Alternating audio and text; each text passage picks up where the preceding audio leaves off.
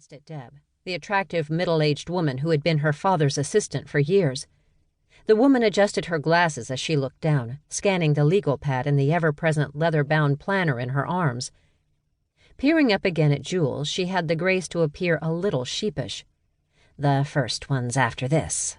Your father didn't tell you?"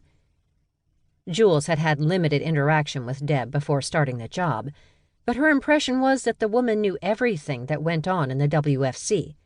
The mistake hadn't been hers. It had been her father's. He'd forgotten to include her. As usual. Stifling her frustration, Jules swiped her finger over the screen of her phone, already knowing that she'd find no meetings in her calendar. "I don't have anything," she said a moment later, and glared at the one person responsible. "Dad, you have to make sure I'm included in these things. I can't do my job if I don't know what's going on."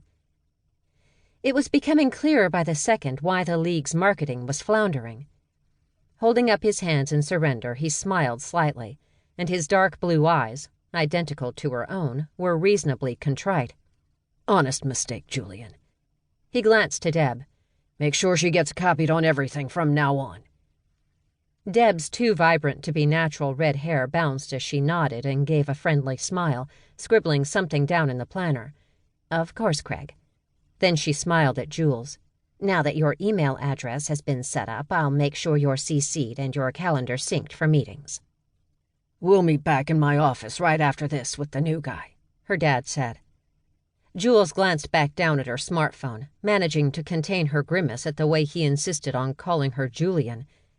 It was her name, but it was awful. She'd exclusively gone by Jules since her parents' long-overdue divorce almost 15 years ago, which was when she'd stopped seeing her dad with any sort of regularity. She had lunch plans today with Megan, who was like a sister, only better, because, unlike her actual family, she'd chosen Meg's. It was a shame she'd have to cancel. Megan had been out of town since Jules had moved to Las Vegas last week, and she hadn't seen her yet. When her dad had called asking for help, Megan had been the one to talk her into accepting the position, and had insisted on taking her out for lunch on her first day. They'd have to reschedule. Considering Jules didn't know anyone else in town, she had plenty of free time. Maybe they could make it drinks after work instead. She had a feeling she was going to need at least one. "Let's get this over with." Her dad pushed open the door to the gym as she typed out the text to Megan. But the second she stepped into the room, the frustrating distraction with her father faded away, and her fingers froze, hovering over her phone.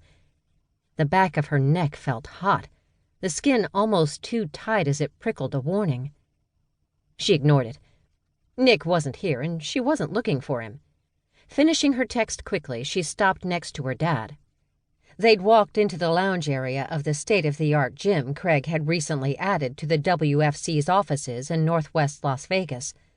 Plush couches and gray microfiber framed the area, with tables next to a juice bar and fancy vending machines filled with protein bars and energy drinks. A few fighters wearing workout gear were sprawled on the couches and looked up to greet her dad the moment he walked in.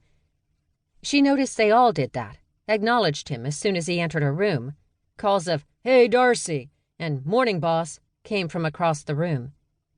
They respected him, and from what she had seen, the feeling was mutual. She couldn't stop the pang of jealousy, but pushed it out of her mind. It didn't matter. She was here to do her job, and maybe make peace with her dad. That was all. No one had noticed her yet, so she used the extra few minutes to prove to herself that she was imagining seeing Nick. Her gaze continued past the men to the wall of windows that looked out onto a string of strip malls and chubby little palm trees with the desert mountains in the background. A row of treadmills had been placed in front of them, but they were vacant, so she kept looking across the gym to the weight benches. And then her eyes slammed into him. Nick Giannakis was leaning against one of the stools near the sparring mats.